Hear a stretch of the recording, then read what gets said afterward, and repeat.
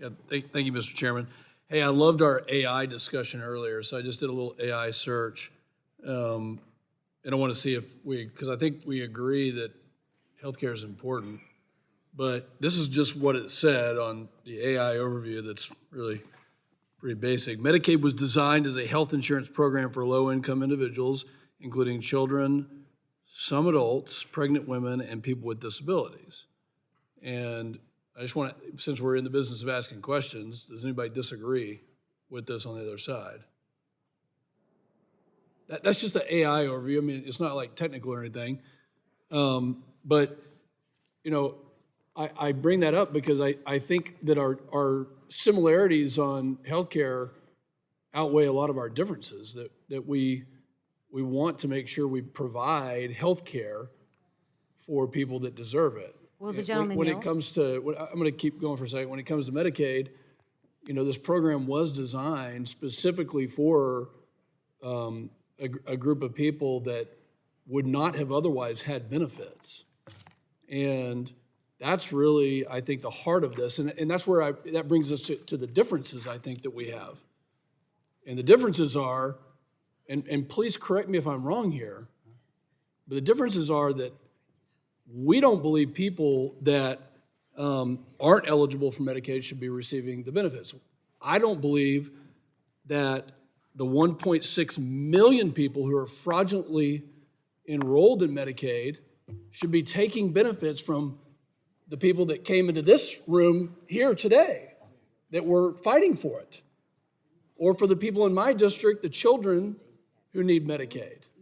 So I'll ask the gentleman from California, because you spoke last, but do you agree that 1.6 million people who are fraudulently enrolled should not receive Medicaid? I agree that if there's any fraudulent enrollment, that the court should settle who is committing fraud and who is not, All right, and not by let me go to the theoretical policy. Let me go. The other thing I'll take my time back. I want to ask you a series. I want to ask you a series. And I have another answer when you say low income.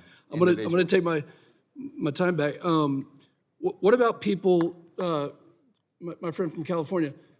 If you live in $1 million home, I don't. Should you be qualified for Medicaid? I don't live in $1 million If someone home. Trust me. lives in $1 million home, should they be in enrolled California, in you Medicaid? can't buy a home for less than $1 million. No, I don't think, I'm they asking- should. But let me ask you a question. Do you think an I'll reclaim my individual? time. No. Chair recognizes Thank the you. gentleman from Thank you. Texas. We got all night. It's 2 This is o'clock a in the morning. We serious got. question. But if you allow me, this is Buddy. a serious question. Come on. Sir, Well, he's asking me questions.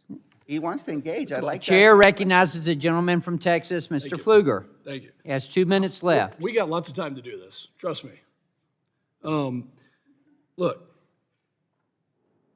we have a difference, I think, between the two sides where we don't believe that people who are here in this country illegally should receive Medicaid benefits to the detriment of those that we just described as having been needing the benefits as the targeted population. This bill stops us from paying per member per month fees to insurance companies to pay them for covering people who aren't even alive. This bill stops criminals from fraudulently billing Medicaid and impersonating doctors who passed away. This bill stops Medicaid from paying for gender reassignment surgeries for minors. That's a difference, I think, between the two sides. And that's okay. Let's just call this what it is. There are differences in the way we see this. This bill stops able-bodied adults who have chosen not to work, who have chosen, and that's their choice, and there's nothing wrong with that. But this bill says, you know what? If you're an able-bodied adult and you don't want to work, you don't qualify for Medicaid. That's a difference between the two sides. It's okay to debate that.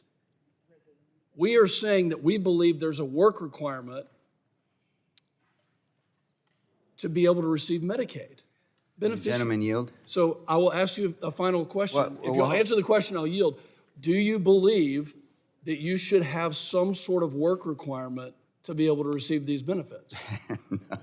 No, that's an easy one. I'll take the time. Okay, now, so look, there's a lot of. He's my friend, so Wrap it up, Yeah, 10 and seconds. you're a good baseball player, and we play good together in the baseball field. Look, you said that Medicaid was intended for low-income individuals. No, that's what AI said. Well, I mean, we had a good agreed, and AI you agreed, discussion. and you agreed. You said Mr. that. Chairman, my time has expired. Yield back.